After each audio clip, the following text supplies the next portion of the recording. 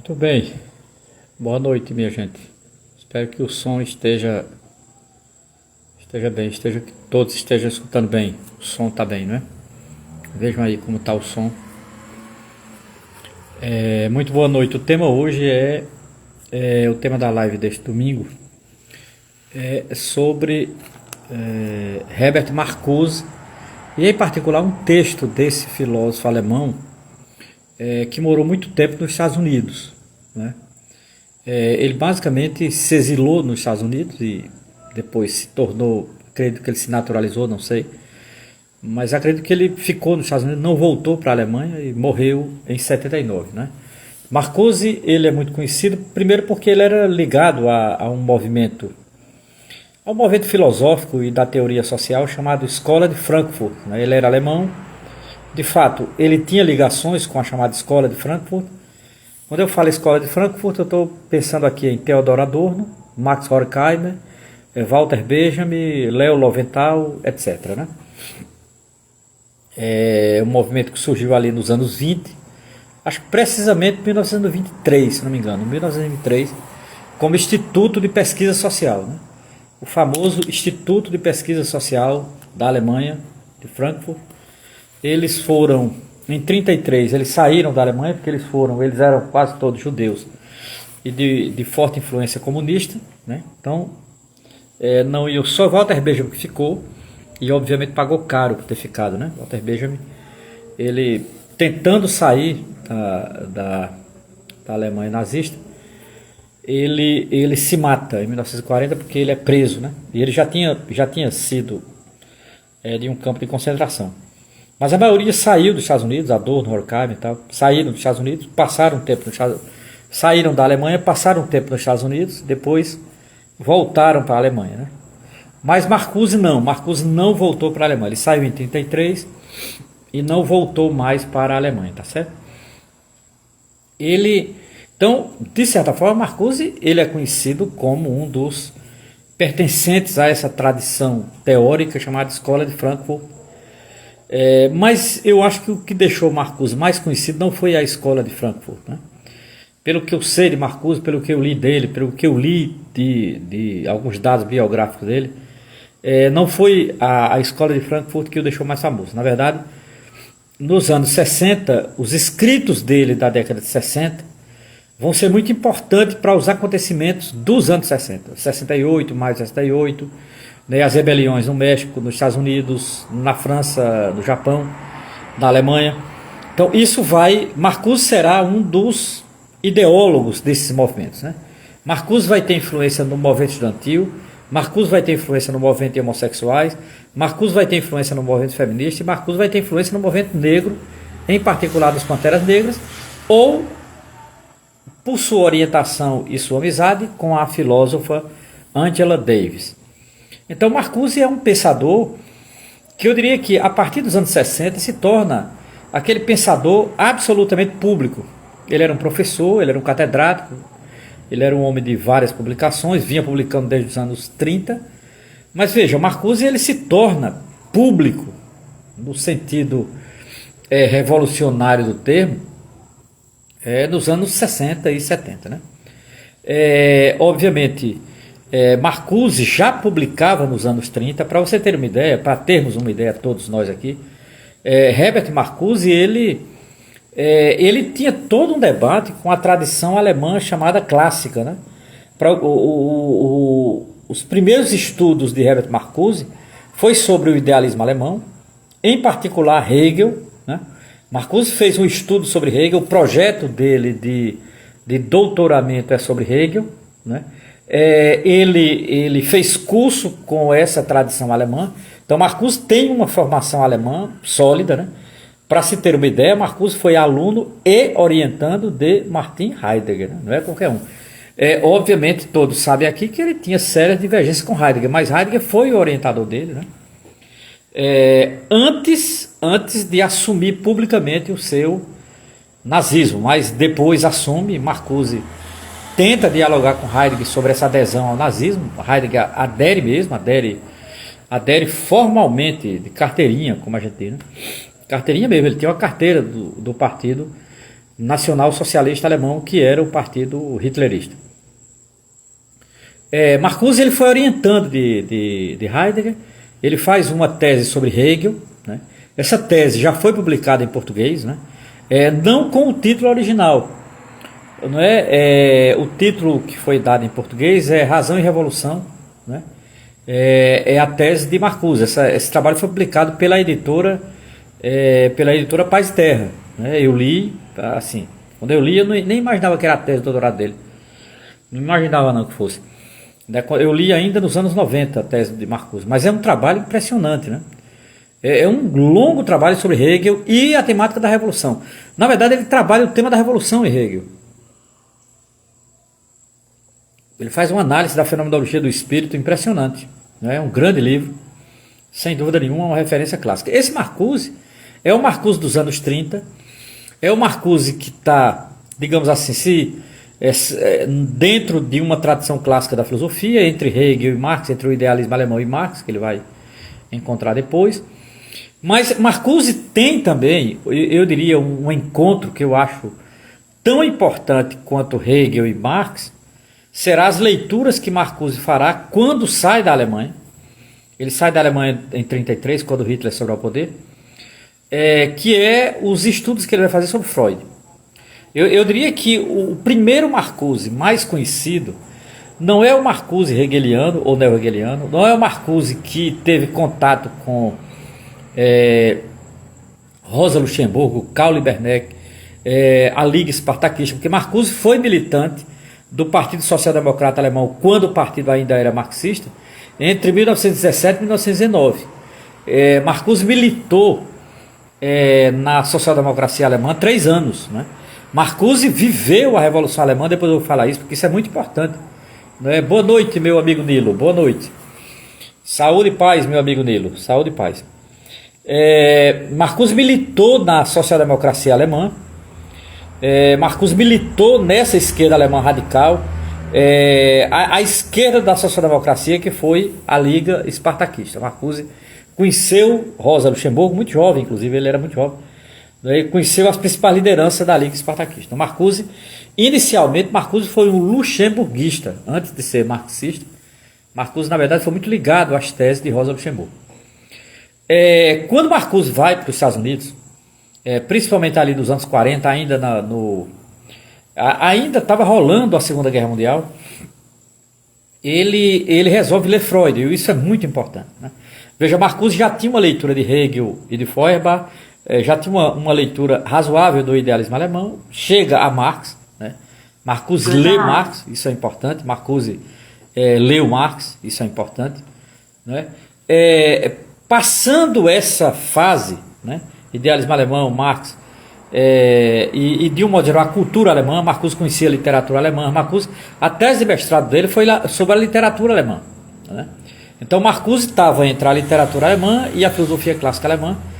Ele sai desse círculo, literatura clássica alemã e filosofia alemã, quando ele começa a ler Freud, já nos anos 40, né? Ele fica muito impactado com os textos, não os textos da clínica de Freud, mas os chamados textos de crítica cultural. Por exemplo, Moisés e o monoteísmo, o mal-estar da civilização, Moisés e o monoteísmo. Ele leu e ficou muito impactado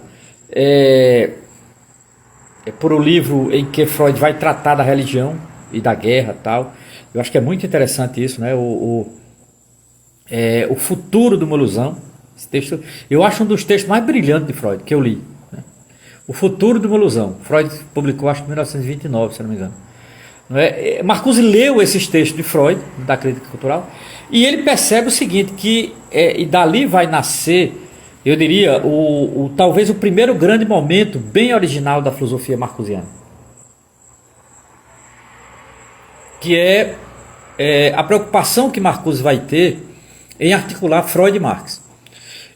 Veja, isso será uma preocupação não original dele. Essa preocupação estará em Erich Fromm, essa preocupação estará em Adorno, essa preocupação estará em Horkheimer, que era psicólogo. Então, assim, essas questões da relação Marx-Freud, Marcuse vai compreendê-las muito bem. E eu até arrisco dizer, pelo que eu li dele, né, na verdade, Eu estou muito focado na leitura de Marcuse. Eu diria que ele vai encontrar um caminho, um dos mais originais caminhos na relação Marx e Freud, quando ele, depois de uma série de estudos sobre Freud, já nos Estados Unidos, já trabalhando nos Estados Unidos, ali por volta de 55, ele escreve um livro que eu acho o primeiro grande livro de Marcuse, e que é um livro que se torna público para além, né, além do métier acadêmico, que é Eros e Civilização. Né? Se você observar, esse livro ele tem um subtítulo muito interessante, uma interpretação filosófica de Freud. Eros e Civilização, uma interpretação filosófica de Freud. Esse livro é de 55.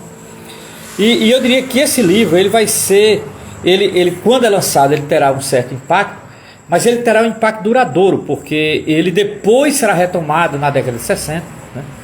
Eu acho que é muito importante.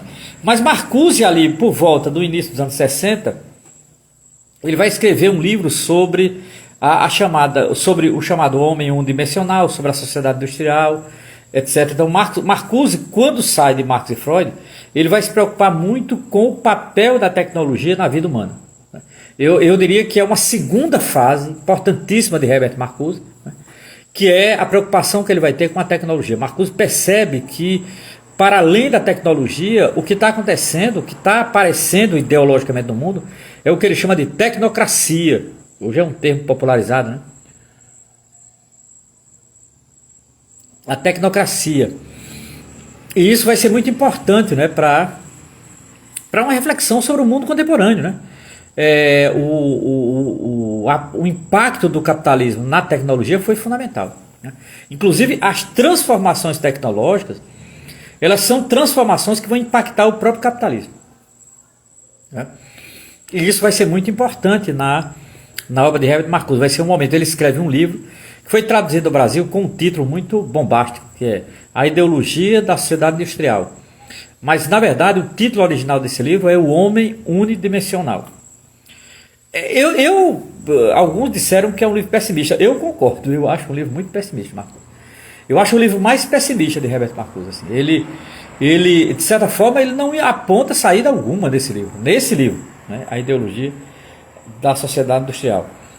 Esse livro ele será superado pelos acontecimentos de 68, 69, 70. Né? Marcuse vai ter uma influência muito grande mesmo nesse período. Marcuse vai ter uma influência muito grande porque o Marcuse começa a escrever ensaios. Eu diria que é a terceira grande fase de Marcuse. Marcuse tem três fases: a fase alemã, né? Do pensamento alemão e da cultura alemã, a fase do encontro com Freud, que será determinante, né? e consequentemente essa relação Freud, Marx, a tecnologia e tal, é uma segunda fase poderosa de Marcuse ali toda a década de 50, e vai ter uma terceira fase, que eu acho que é a fase mais conhecida dele, que é a fase dos textos militantes dele, né? Perdoe eu usar esse termo, texto militante, porque talvez alguns não gostem e tal. Porque foram textos feitos para intervenção direta, né? Marcuse teve uma fase da vida dele em que ele escreveu muito para intervenção direta. Ele escreveu artigo de jornal, ensaio, artigo de revista. Esses artigos se tornaram livros, que são intervenções, entrevistas, por exemplo. Marcuse deu muita entrevista ali depois da segunda metade dos anos 60.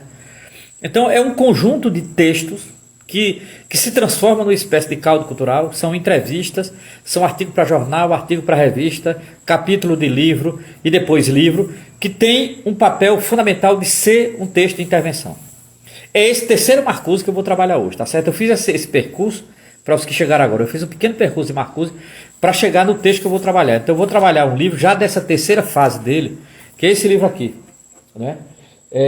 O título do livro é Contra-Revolução e Revolta, Herbert Marcuse, editora Zahar.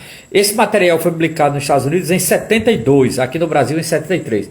Essa edição aqui é de 1981. Veja, esse terceiro Marcuse, ele é importante para mim, muito importante, e eu diria para nós hoje, inclusive. A live de hoje ela tem como título Contra-Revolução e Fascismo em Marcuse, né? Veja, eu estou dizendo agora para você entender por que retomar Marcuse, e por que retomar Marcuse nessa chave, que eu acho que é a chave que mais se aproxima do que nós estamos vivendo hoje. Eu acho que eu comecei a reler Marcuse, porque eu tinha lido Marcuse nos anos 90, quando eu fiz a minha graduação em filosofia, né? Durante a minha graduação em filosofia, eu descobri Herbert Marcuse, foi muito bom, me ajudou muito, porque o meu curso de filosofia era muito clássico e tem uma hora que deu um desânimo muito grande, eu me perguntava, que diabo eu estou fazendo aqui? O tempo inteiro estudando Descartes, Platão, Aristóteles, Kant, Hegel, Descartes, Aristóteles, um pouco de David Hume, Locke, mas assim, parecia que a minha filosofia não chegava no século XIX. Eu mal li Marx no meu curso, mal li Nietzsche, a filosofia do século XX quase nada eu li. Então assim, foi um curso basicamente um curso muito fechado. Eu fiz meu curso nos anos 90 na Universidade Federal da Paraíba. Gosto muito da universidade, tenho imensa saudade, eu adoro a Paraíba, morei em João Pessoa, mas o meu curso em filosofia ele era muito clássico, né? Muito clássico, nossa senhora, era muito clássico. E assim, quando eu digo clássico, é que basicamente era um curso de filosofia moderna, né? Eu li muito Kant, Hegel, foi importante depois, né, para concurso e tal, não é? Mas me deixou uma lacuna muito grande de filosofia contemporânea, que é o que eu ensino hoje, que eu trabalho hoje. Me deixou uma lacuna muito grande de um pensamento mais crítico, mais libertário, né? Eu li Marx por conta própria no curso, assim, muito perdido, né? Eu tive um professor de economia que me ajudou um pouco, né? Mas em filosofia não tinha nada. Então Marcuse eu li por conta própria, paralelo, e me ajudou muito. Ter lido Herbert Marcuse me ajudou, mas me ajudou muito ter lido Marcuse, né? Eu tenho uma saudade grande, eu tenho uma relação de afeto com a obra de Marcuse, porque eu li Marcuse sem nenhuma orientação de professor, eu li por conta própria. Quando eu descobri que ele tinha sido muito famoso nos anos 60, tinha ajudado o movimento estudantil. Marcuse escreveu texto sobre estudante, Marcuse escreveu texto sobre Pantera Negra, sobre o movimento negro e tal. Quando eu descobri que Marcuse escreveu texto voltado para a intervenção direta, isso me interessou muito mesmo. E aí eu comecei a ler esse Herbert Marcuse, né? esse Marcuse das chamadas intervenções diretas, tal,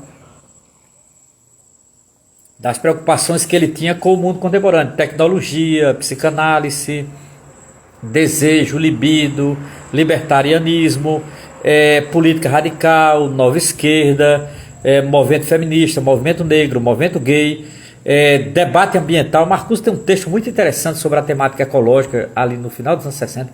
Marcuse é pioneiro na reflexão sobre a questão ecológica. Então assim, um filósofo desse não dá para você desconsiderar, né, minha gente? Eu acho muito ruim desconsiderar um filósofo assim. O meu curso desconsiderava, eu fui atrás por conta própria e acabei tendo uma outra visão de filosofia. Eu devo a Marcuse, né, uma outra visão de filosofia. Eu diria dois filósofos que na minha graduação eu li por conta própria e me ajudou a ficar no curso, apesar do curso ser muito clássico, foi Marcuse e Sartre. Jean-Paul Sartre e Herbert Marcuse. Quando eu li o humanismo, o existencialismo é o humanismo de Sartre, me abriu a vista assim. Eu vi uma outra filosofia, né? Até hoje eu tenho uma relação muito de afeto com esse texto de Sartre, né? O existencialismo é o humanismo. E Marcuse, principalmente, era o Civilização. Marcou minha formação, eu li por conta própria. Foi a partir de Marcuse que eu fui atrás de Freud, conheci Freud, né? Por indicação de Marcuse, eu fui ler O Mal-Estar na Civilização, O Futuro da Ilusão, Moisés e o Monoteísmo, que para mim foi fundamental, que trabalho também com a temática da religião. Então, assim, Freud foi também obviamente o Freud lido a partir de Marcuse. Eu não sou psicanalista, não. Então, assim, eu li o Freud a partir de Herbert Marcuse, né? E nesse sentido, Marcuse foi muito importante, né, para a minha formação, para esse tipo de trabalho e de certa forma, para a vida, né? Para a vida. Eu acho importante que a gente também leia coisas, né, que formem a vida. Eu acho que filosofia está colada com a vida, não faz sentido uma filosofia distante da vida, separada da vida e tal. Eu acho que Marcuse faz uma filosofia para pensar radicalmente a vida, isso me interessa. Então, esse Herbert Marcuse, que para mim foi fundamental, é o terceiro Marcuse. O primeiro Marcuse é o Marcuse que eu li tardiamente, da filosofia alemã, da literatura alemã, da cultura alemã dos anos 30. Depois vai ter o Marcuse que se encontra com Freud, que vai atrás de Freud, a literatura freudiana e tal, e escreve Eros-Civilização, que para mim é um marco desse debate. E depois o terceiro Marcuse, que é o Marcuse dos anos 60 e dos anos 70. Marcuse morre em 1979. Né?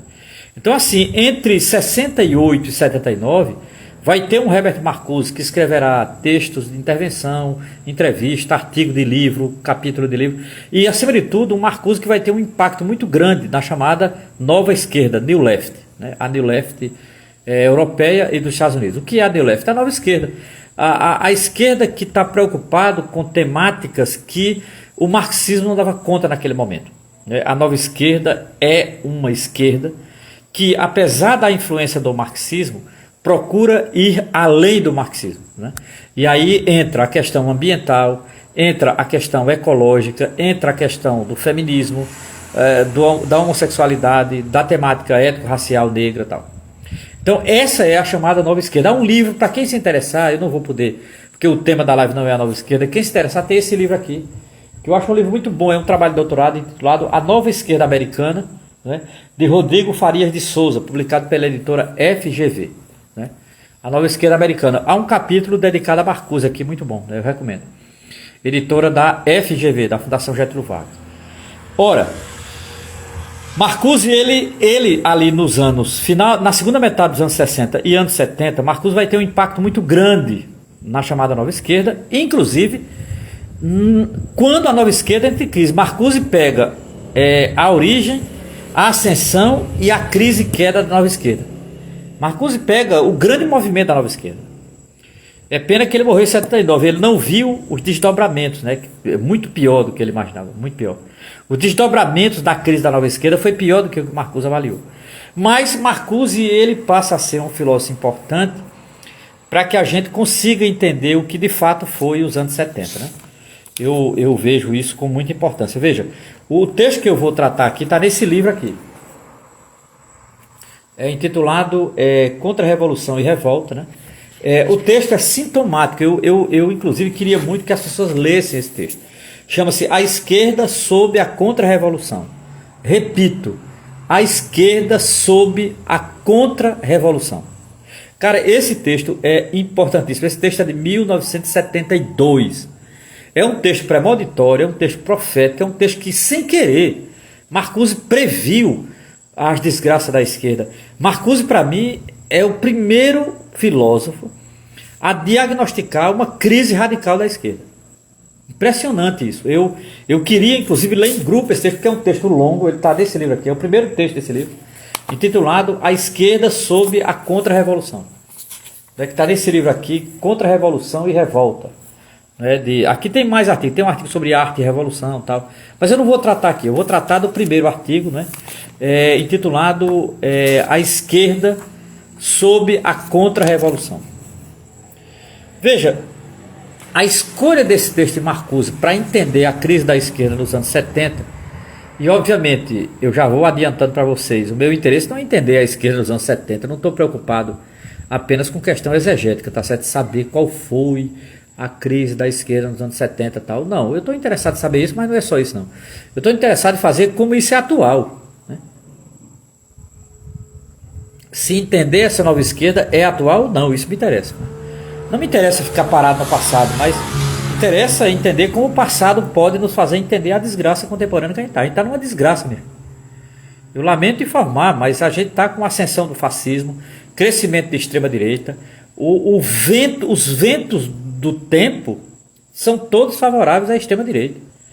Nós temos a ascensão do fascismo. Hoje mesmo, o encontro da extrema-direita na Espanha. A extrema-direita está se reorganizando mundialmente. Não vai demorar muito e nós vamos ter uma internacional de extrema-direita. Não vai demorar muito, nós vamos ter uma internacional fascista, né? Que vai ter impacto em vários países, aqui mesmo, entendeu? Então, para aqueles que acham que Bolsonaro pode estar morto, mas o bolsonarismo não está. A extrema-direita não está morta, a extrema-direita vai mostrar as caras nas eleições agora para prefeito e, consequentemente, para presidente da República. Então, assim, eu acho que a extrema-direita está viva, muito viva, por sinal, né? Então, assim, claro, eu não vou discutir a extrema-direita hoje, mas a live é sobre Herbert Marcuse, a live é sobre o ensaio de Marcuse, eu coloquei lá no card, né, quando eu fiz o chamamento. E, obviamente, eu não vou esgotar esse tema aqui. Talvez eu faça outra live sobre isso, mas eu gostaria muito que as pessoas lessem esse texto, né? Eu gostaria muito. Muito bem, Ludmila. Muito prazer em reencontrá-la aqui, viu? Muito boa noite, Ludmila. Muito boa noite mesmo, viu? Prazer. Olha, eu queria muito que nós... Eu não sei, eu vou tentar ver se eu consigo, ver se a gente consegue sei lá, montar um grupo no Zap ou um grupo aí para a gente ler em conjunto esse texto. Eu não queria apenas falar dele, eu queria que as pessoas lessem também. O texto chama-se A Esquerda sob a Contra-Revolução. Se é possível a gente ler coletivamente, porque eu sempre acho que coletivamente a gente aprende mais. Coletivamente a gente avança mais. Coletivamente a gente sai do isolamento, da leitura isolada. Eu tenho muito livro em casa, leio muito, mas eu acho que a importância não é a leitura solitária. A leitura solitária é importante, ajuda, mas eu acho que ajuda muito também a leitura coletiva, né? Eu aprendi muito isso na pandemia, né? A pandemia para mim foi terrível. Eu moro só há muito tempo e moro. A minha companhia são 3 gatos que eu tenho em casa, são minhas grandes companhias, mas eu moro só e eu tive muita dificuldade, porque essas redes me ajudaram muito nessa pandemia. As redes digitais, em particular. Eu montei grupo no Zap, montei grupo no Instagram, a gente leu o texto junto, eu dei aula remoto e tal. Isso me ajudou muito, porque na pandemia nós ficamos 1 ano basicamente enclausurado, né, com medo de pegar esse maldito vírus. Então, de qualquer maneira, é isso. Eu acho importante a leitura solitária, eu acho importante a leitura solo, eu acho importante ler em casa. Agora, eu acho que não é tudo, não é tudo, né? Eu acho que é fundamental lermos também coletivamente. Me ajuda muito a leitura coletiva. Eu tenho grupos que eu participo, que eu aprendo. Hoje de manhã eu tenho um grupo que estava lendo o Capital de Marx. Então, assim, nos domingos de manhã eu tenho me dedicado ao Capital de Marx com o grupo. Isso tem me ajudado muito, né? Porque a ideia de morar só, não necessariamente morar só é ser solitário, longe disso, Deus me livre isso. Então, morar só não é ser solitário. Agora, a questão acho que a gente precisa de leituras coletivas também, né? E eu acho que esse texto de Marcuse é um texto perfeito para uma leitura coletiva. Chama-se A Esquerda sob a Contra-Revolução. Repito, A Esquerda sobre a Contra-Revolução, que está nesse texto aqui. Contra-Revolução e Revolta. Ponto. Não vou mais, né, já recomendei 3 vezes, tá de bom tamanho. Veja, esse texto de Marcuse, eu escolhi ele para hoje fazer uma conversa de máximo de 1 hora, tá certo? As minhas lives não passam de 1 hora, eu não acho que mais de 1 hora alguém aguenta ficar na tela de um celular. Esse texto de Marcuse, ele tem uma qualidade extraordinária, né? Extraordinária. Eu tinha lido esse livro há um tempo atrás, logo quando eu cheguei em Aracaju. Eu cheguei para morar em Aracaju em 98, eu li esse texto em 99. Eu carrego esse livro desde... eu anoto a página, né? Eu tenho esse livro desde 1994. Foi o ano que eu li esse texto, inclusive. 94, né? Então eu li esse texto em 99, mas não me chamou muita atenção, não. Eu me preocupei mais com o texto sobre arte, que eu usei em sala de aula. Esse debate sobre a esquerda, a crise e tal, naquele momento nós não estávamos em crise, nós estávamos em ascensão, né? A esquerda no Brasil crescia ali em 99 em oposição a Fernando Henrique ao neoliberalismo. Esse texto me chamou a atenção agora. Agora, quando eu digo do bolsonarismo para cá, de 2018 para cá. Esse texto, A Esquerda sob a Contra-Revolução. Primeiro, o título é perfeito, né? O título ele já quer chamar a atenção. Esse texto foi escrito para uma revista e também foi escrito como intervenção de uns debates que Marcuse participava, né? Ele escreveu esse texto pensando nos debates que ele ia participar, né? De entender a nova esquerda, os rumos da nova esquerda, a crise da nova esquerda, etc. E tal. Então, ele escreveu esse texto pensando nisso. É um texto nitidamente de intervenção, né? A esquerda sob a contra-revolução. Eu chamaria a atenção de 3 coisas desse texto, né? Veja, a minha live só dura 1 hora, tá certo? Começou às 20 horas, às 21h10, mais ou menos, eu estou terminando. Esse texto, ele tem 3 coisas que merecem ser chamadas a atenção e por isso que eu queria ler em grupo esse texto, porque o que eu vou fazer aqui, minha gente, é um resumo da minha leitura pessoal. Eu acho que era bom outras pessoas lerem para ver também outras coisas, para, né, ter outras leituras. Até porque nesse momento não está fácil, né, entender a conjuntura, não está fácil, a coisa muda muito rápido. As crises se aprofundam de uma maneira muito rápida, eu fico muito preocupado assim. As crises se aprofundam de maneira muito rápida, muito violenta. E Marcuse, ele viveu, isso é uma das coisas que eu mais admiro em Herbert Marcuse, né? E foi por isso que eu escolhi fazer uma live sobre ele e ler ele mais esses dias. Marcuse viveu uma ascensão de uma esquerda, de uma nova esquerda. Marcuse viu e ajudou a nascer, ajudou a florescer o movimento feminista, o movimento de homossexuais, o movimento negro, o movimento ecológico. Tudo isso Marcuse participou. Se você olhar a obra dele dos anos 60 para cá, Marcuse tem texto sobre questão ambiental, Marcuse tem texto sobre feminismo, Marcuse tem texto sobre movimento estudantil, Marcuse tem texto sobre juventude, Marcuse tem texto sobre o movimento homossexuais, Marcuse tem texto sobre os Panteras Negras, Marcuse ajudou os Panteras Negras, né? Então assim, Marcuse foi um filósofo que viveu intensamente. A última quadra histórica da vida dele, os últimos 20 anos da vida dele foram vividos de maneira intensa. Olha, há um documentário sobre ele, eu lembrei agora, por favor, vejam esse documentário. Há um documentário sobre ele chamado Os Hipopótamos de Marcuse. Está no YouTube. Hoje eu divulguei esse documentário em vários grupos no WhatsApp. E coloquei também a capa dele no meu Instagram. Daí fiz uma pequena resenha do filme. Está lá no meu Instagram. Os Hipopótamos de Marcuse. É um documentário sobre Marcuse nos anos 60 e 70 nos Estados Unidos. Um documentário ótimo. Legendado. É um documentário de 96, mas legendado em português. Muito bom. Recomendo demais, né? Parte do que eu vou dizer deve muito a esse documentário. E também eu estou fazendo um texto que aproxima Marcuse do filme O Coringa. Eu estou fazendo uma leitura do filme O Coringa de 2019, de Todd Phillips. Eu adoro esse filme, viu? Adoro esse filme. Eu acho que esse filme foi um pacto. Eu vi esse filme 3 vezes. Coringa, de Todd Phillips, de 2019. Esse filme teve um impacto em mim muito forte. Na primeira vez que eu vi, eu fiquei impactado, assim, eu fiquei meio mal, inclusive. Mas eu queria chamar a atenção. E esse filme ajuda muito a fazer uma leitura marcusiana desse filme. Então eu recomendo o Coringa, eu recomendo o documentário chamado Os Hipopótamos de Marcuse.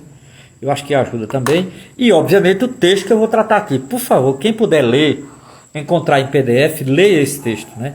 A Esquerda sob a Contra-Revolução, de 1972, Herbert Marcuse, que está num livro. Esse ensaio é o maior ensaio do livro, intitulado Contra-Revolução e Revolta, editora Zahar. Vamos lá, para me encaminhar aqui para o texto. Eu quero entrar dentro do texto agora. Esse texto tem 3 coisas que eu chamaria a atenção de todos que me acompanham aqui. Primeiro, nesse texto, Marcuse via nos anos 70 que estava em curso uma contra-revolução preventiva. Essa palavra é dele, viu? A palavra é dele. Tem gente que usa e não dá o crédito. Foi Marcuse que inventou essa tese da contra-revolução preventiva. O que é uma contra-revolução preventiva? Eu acho muito interessante. O que é uma contra-revolução preventiva? É uma contra-revolução que, primeiro, ela vem em oposição à revolução, só que ela, antes de acontecer o fato, ela previne. Então significa dizer, antes que os homossexuais façam a revolução, a gente se antecipa. Antes que os negros façam a revolução, antes que as mulheres façam a revolução, a ideia é sempre se antecipar à rebeldia instituída. Isso chama-se contra-revolução preventiva. Você se antecipar à rebeldia instituída. Marcuse é o primeiro a ver isso. Marcuse percebeu que depois de maio de 68, depois de 1968, na França, no México, Estados Unidos, na Alemanha, no Japão, houve uma rebeldia estudantil, houve uma rebeldia juvenil que o capitalismo se propôs a responder a isso. Então houve uma rebeldia juvenil, houve uma rebeldia dos novos movimentos sociais, houve uma rebeldia de esquerda que o capitalismo não tolerava. Ora, o capitalismo ele começou a reagir a essas rebeldias de maneira preventiva.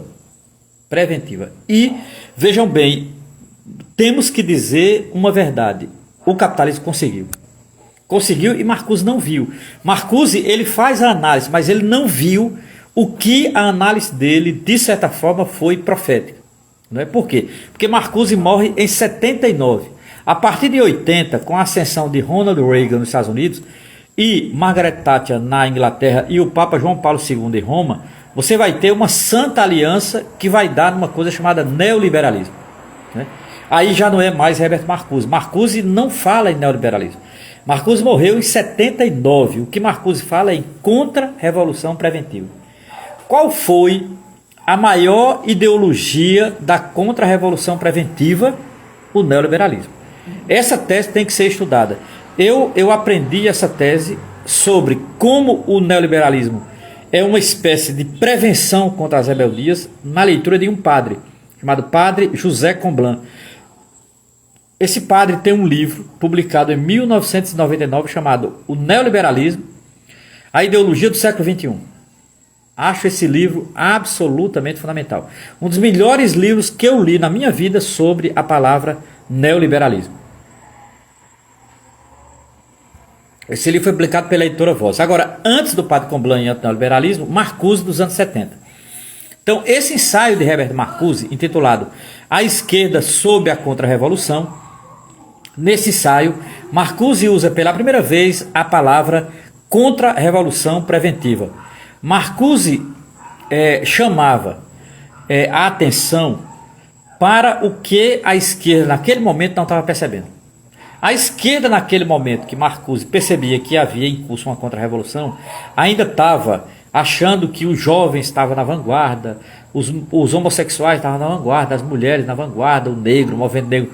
Marcuse percebia que houve uma reorganização da extrema-direita dos Estados Unidos e da extrema-direita na França.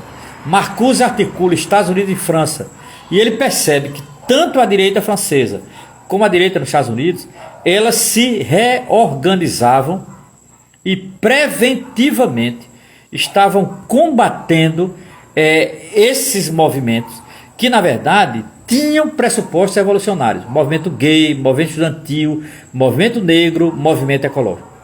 Marcuse percebe que esses movimentos são frágeis, não só ideologicamente, eles são frágeis em termos de retaguarda.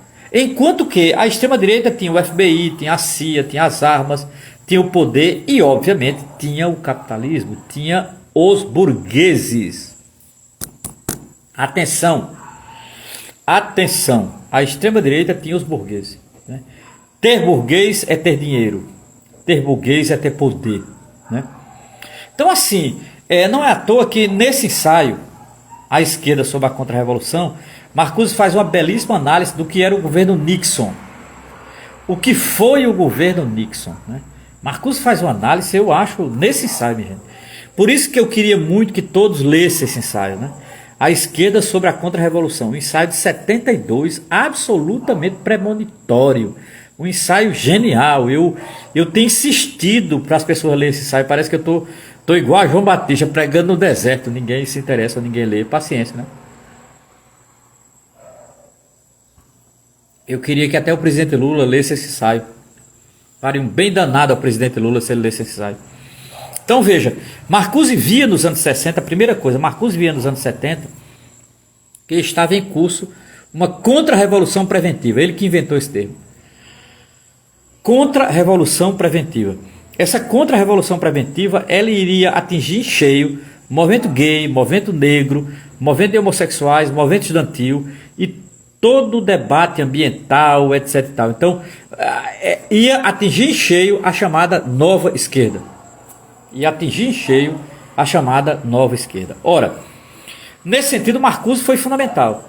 Marcuse dizia, essa contra-revolução preventiva, ela é programática. Significa dizer, a extrema-direita nos Estados Unidos tem programa. A extrema-direita nos Estados Unidos está em campo. Ela está crescendo. Ela está fazendo suas bases. Ela está ganhando a corações e mentes da juventude. Marcuse faz a melhor análise que temos sobre a derrota da juventude para a extrema-direita. Como é que a extrema-direita seduziu a juventude? Minha gente, leiam Herbert Marcuse.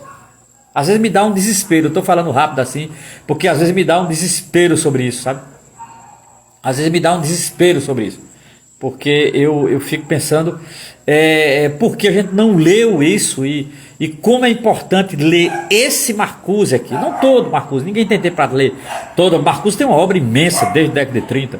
Mas eu falo focar nesse Marcuse contemporaneamente. Esse Marcuse pós anos 60, pós anos 70. Esse Marcuse que analisou a crise do movimento estudantil, a crise do movimento gay, a crise do movimento feminista, a crise do movimento negro e dos Panteras Negras. Marcuse dizendo, a extrema-direita está no calcanhar de vocês. A extrema-direita sacou qual é a de vocês. A extrema-direita tem dinheiro, a extrema-direita tem poder, a extrema-direita tem poder policial.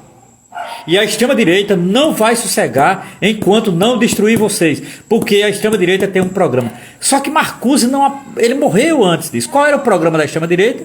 Nós vamos ver com o Reagan a partir da década de 80, o neoliberalismo. O neoliberalismo é o grande programa da contra-revolução preventiva. Por isso que no Brasil, eu disse que eu queria ler Marcuse para entender a realidade brasileira hoje. A esquerda brasileira hoje não está entendendo o neoliberalismo.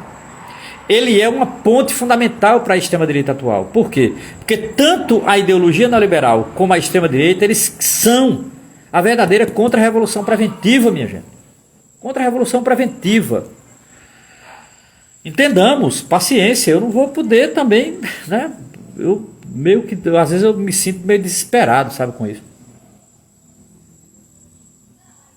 Parece que a esquerda está dormindo, como estava nos anos 70, quando Marcuse viu. Marcuse, esquerda, acorda. Esquerda, acorda. Há um programa em curso de uma contra-revolução preventiva. E essa contra-revolução preventiva, ela tem um programa. A extrema-direita está em campo. E isso é absolutamente fundamental. Sem isso, não vamos a lugar nenhum. Sem isso, não vamos a lugar nenhum.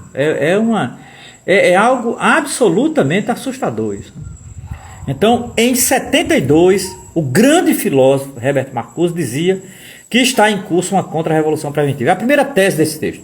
O texto, para quem chegou agora, chama-se A Esquerda sob a Contra-Revolução. Que está nesse livro aqui. Né?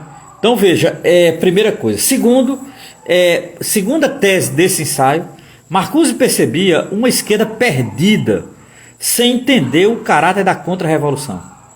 A burguesia reagiu aos acontecimentos de 68 e depois. Vamos lá. O que essa tese quer nos dizer? Primeira coisa, Marcuse diz no ensaio com todas as letras que a esquerda ela está completamente perdida diante do avanço da extrema-direita.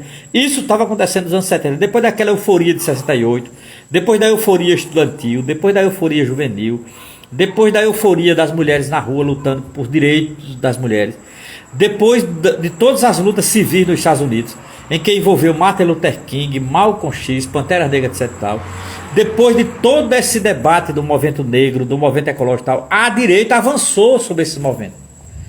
A direita avançou sobre esses movimentos. A direita, ela teve um impacto violento sobre o feminismo, sobre o movimento negro, sobre o movimento ecológico e principalmente sobre o movimento estudantil. Marcuse se dedica muito ao movimento estudantil, né? Que era muito forte nos anos 60 e 70. E Marcuse diz, essa esquerda, ela não entendeu o caráter da contra-revolução. E Marcuse vai dizer, a coisa pior do mundo é quando uma esquerda não compreende o caráter da contra-revolução. Veja, é quando uma esquerda não entende a direita. Esquerda ler direita, esquerda entender esquerda é normal. Agora a esquerda deveria também procurar entender os passos da direita. Né? O Brasil tem um defeito, já dizia Marilena Chauí nos anos 80. Dizia a professora Marilena de Souza Chauí. A esquerda no Brasil não lê a direita. A esquerda no Brasil não procura entender a direita. Ela estava dizendo isso porque ela estava estudando o integralismo de Plínio Salgado. Marilena Chauí tem um bonito ensaio, né, sobre Plínio Salgado e o integralismo. E ela dizia, por que a esquerda brasileira não lê a direita brasileira? Não é? Isso é grave. Né? Marcuse acusava isso nos anos 70, quando dizia que a nova esquerda não estava entendendo o caráter da contra-revolução que já estava em curso. A extrema-direita estava disputando a juventude, a extrema-direita estava ganhando corações e mentes da juventude dos anos 70. Dali que vai nascer o jovem IUP. O jovem IUP vai nascer daí. O jovem IUP é uma vitória da extrema-direita. Então essa é a segunda tese do texto de Marcuse, né? A primeira tese é que Marcuse fala da contra-revolução preventiva. A segunda tese do texto é como a esquerda não entendeu essa contra-revolução preventiva. E a terceira e última tese, a terceira tese do texto, é que esse ensaio de Marcuse ele acabou sendo profético, né? O que veio depois dos anos 80 foi exatamente o programa da contra-revolução preventiva. E eu quero terminar exatamente com isso. O que veio, né? O Marcuse morre em 1979. Ele não viu o que veio depois de 80, né? O que veio na esteira da análise dele, do crescimento da extrema-direita, da contra-revolução preventiva, o que veio foi uma questão absolutamente central. Qual é a grande ideologia da contra-revolução preventiva? Chama-se neoliberalismo. Olha, eu estou escrevendo um texto sobre... Eu estou estudando o filme Coringa a partir de Herbert Marcuse. Eu recomendo, quem não viu ainda, veja. Eu acho que todos aqui viram esse filme, né? Coringa, de 2019, do diretor Todd Phillips, que é um diretor americano muito bom, por sinal. É um diretor americano que saca muito do que está acontecendo nos meios juvenis atuais. Eu diria que esse texto, o texto de Herbert Marcuse, A Esquerda sob a Contra-Revolução, a análise que ele faz dos anos 70 e da crise da esquerda, da incapacidade da esquerda de compreender a contra-revolução preventiva e, consequentemente, o seu projeto ideológico, que será o neoliberalismo. Ao não entender isso, e para mim isso é muito importante, ao não compreender isso, a esquerda levou uma pancada extraordinária pelas costas. E eu diria que onde é possível ver isso de maneira explícita, no filme Coringa. No filme Coringa. Esse filme Coringa tem uma cena que eu gosto muito. Tem uma cena que é uma das cenas mais emblemáticas do filme, uma cena rápida.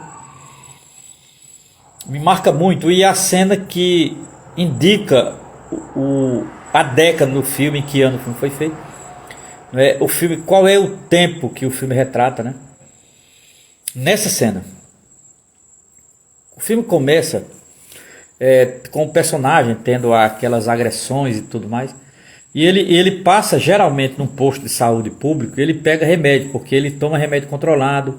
Ele tem sérios problemas mentais, de nervo e tal. Ele mora com a mãe problemática também. Então assim, ele é um personagem absolutamente problemático em termos de saúde mental.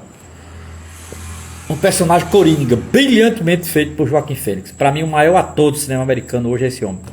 Esse cara faz o que quiser. É um ator brilhante. Joaquim Fênix. O personagem de Joaquim Fênix, que é o Coringa, ele tem sérios problemas, que são problemas que vão se acarretar muito nos anos 80. Os problemas de saúde mental, todos nos Estados Unidos, vão aflorar a partir dos anos 80. Por isso que nós sabemos que o filme, apesar de ser feito em 2019, mas o espaço cênico do filme é a década de 80, tá certo? Por volta, eu até arrisco dizer, por volta ali de 82, 83.